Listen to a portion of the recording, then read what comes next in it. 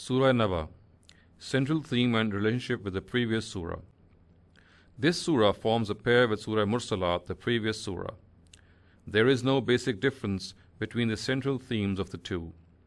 In the previous surah, it is substantiated from historical evidence and from evidence found in the world inside man and that outside him, that an essential requirement of this world being created with the purpose is that it should end on a day of judgment.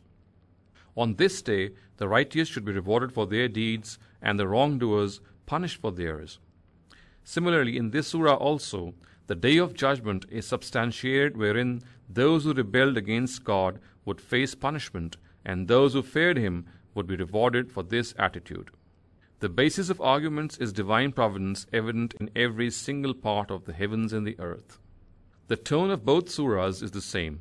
The discourse begins with questions which can only be answered in the affirmative. This style is specifically adopted for the disbelievers who were rejecting obvious realities. Together with the arguments offered, each verse is replete with reproach and rebuke. The glad tidings for the believers are also to be understood by them in comparison with the warning sounded to these disbelievers. Analysis of the discourse. Section 1, verses 1 to 5.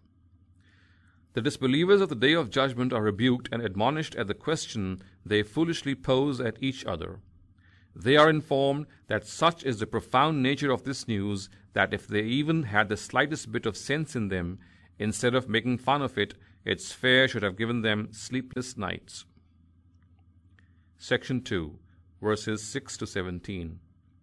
A call to reflect on the signs of God's providence, mercy, wisdom, and power, which are found in every part of the earth and the heavens, and what is in between them, and which bear witness that the Almighty has not created man in this world unaccountable and unchecked. There is a day which has been fixed for His accountability that is bound to come. Section 3, verses 18 to 30. A portrayal of the horror of the Day of Judgment and the fate of the rebellious. Evident in this portrayal is the fact that nothing of this world is eternal or beyond God's control. Everything is subservient to Him. Whenever He wants, He will have the trumpet blown in such a manner that people will rise from their graves and start to walk towards Him. The heavens, the earth, the seas, and the mountains all will be destroyed and dispersed. Hell will lie in ambush on that day. It will become the abode for all the rebellious. All things which can cause pain to a person will be found in it, and it will have nothing which will soothe or comfort a person. Each will face the deeds he had sent forward, and each and every deed of his will be written in a register. He will be told that the fate he is destined to face is the natural outcome of his deeds. He will have to taste it. Section 4, verses 31 to 36. A reference to the reward received by those who remain fearful of God. They will not be deprived of the reward of the minutest of their deeds. They will be rewarded for each and every virtue. They will be compensated for the harassment and hardships they faced from their opponents merely because they adhere to the truth, and they will be blessed with a pure society which will not have the absurdities of the previous world. Section 5, verses 37 to 40. A warning is sounded to people who are fearless of that day because they believe in the baseless doctrine of intercession. They are told that that day is bound to come, and so he who wants to seek refuge with his Lord should adopt the path that leads to Him. In the presence of God, no one will be authorized to intercede for someone without his permission, and after permission too, whoever will open his mouth to speak, he will speak the truth and will dare not lie. On that day, each person will face his deeds, and disbelievers will have to encounter anguish and yearnings. Text of the Surah. Bismillahir Rahmanir Rahim.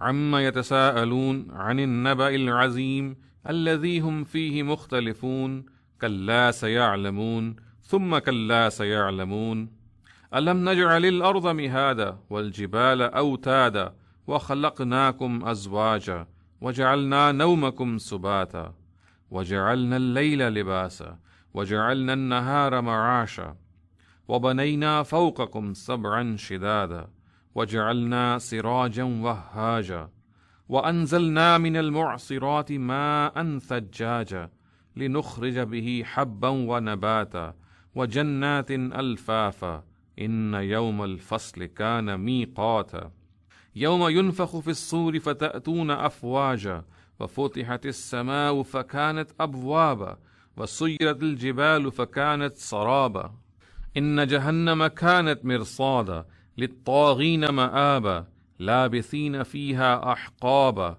لَا يَذُوقُونَ فِيهَا بَرْدًا وَلَا شَرَابًا إِلَّا حَمِيمًا وَغَسَّاقًا جَزَاءً وِفَاقًا إِنَّهُمْ كَانُوا لَا يَرْجُونَ حِسَابًا وَكَذَّبُوا بِآيَاتِنَا كِذَّابًا وَكُلَّ شَيْءٍ أَحْصَيْنَاهُ كِتَابًا فَذُوقُوا فَلَن نَّزِيدَكُمْ إِلَّا عَذَابًا إِنَّ لِلْمُتَّقِينَ مَفَازًا حَدَائِقَ وَأَعْنَابًا وَكَوَاعِبَ أَتْرَابًا وَكَأْسًا دِهَاقًا لَا يَسْمَعُونَ فِيهَا لَغْوًا وَلَا كِذَّابًا جَزَاءً مِّن رَّبِّكَ عَطَاءً حِسَابًا رَبِّ السَّمَاوَاتِ وَالْأَرْضِ وَمَا بَيْنَهُمَا الرَّحْمَنِ لَا يَمْلِكُونَ مِنْهُ خِطَابًا يَوْمَ يَقُومُ الرُّوحُ وَالْمَلَائِكَةُ صَفًّا لَا يَتَكَلَّمُونَ إِلَّا مَنْ أَذِنَ لَهُ الرَّحْمَنُ وَقَالَ صَوَابًا ذَلِكَ الْيَوْمُ الْحَقُّ فَمَنْ شَاءَ اتَّخَذَ إِلَى رَبِّهِ مَآبًا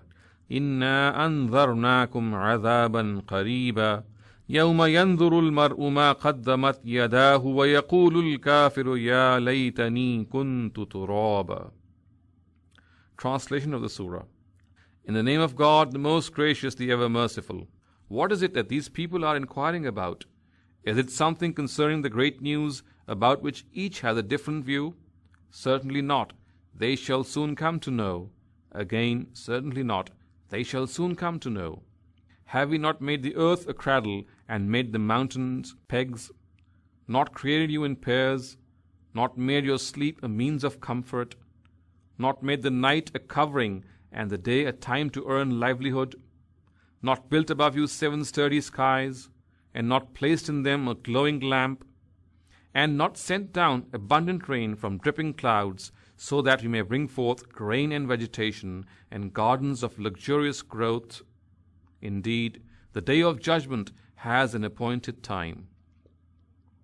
The day when the trumpet is sounded, all of you will come forth in multitudes, and the sky is flung open, and therein appear gates all over, and the mountains are set in motion, so that they become a mirage. Indeed, hell lurks in ambush, a place for the transgressors. They will abide therein for ages. Nothing cool will they taste therein, nor will they have anything to drink except hot water and pus, a recompense according to their deeds. These people did not expect any accountability, and had recklessly denied our revelations, and we have counted everything by writing it down. So taste it. We shall only increase torment for you. Indeed, for the God-fearing is success on that day, orchards and grapes, blooming maidens of equal ages, and overflowing cups. They will not hear therein any nonsense or any false accusation. This will be the reward from your Lord, exactly according to their deeds. From the Lord of the heavens and the earth, and all that lies between them, the most gracious, on whose behalf they will have no authority to say anything. On the day when Gabriel and the angels will stand arrayed, no one will speak unless the most gracious allows, and he shall speak the truth. This day is certain to come. So, whoever wishes can make his abode towards his Lord. We have forewarned you of an imminent doom on the day when a man will see the earning he would have sent forward, and the disbeliever will cry, "Oh, would that I were dust." Explanation of the Surah. Amma yatasa'alun. What is it that these people are inquiring about?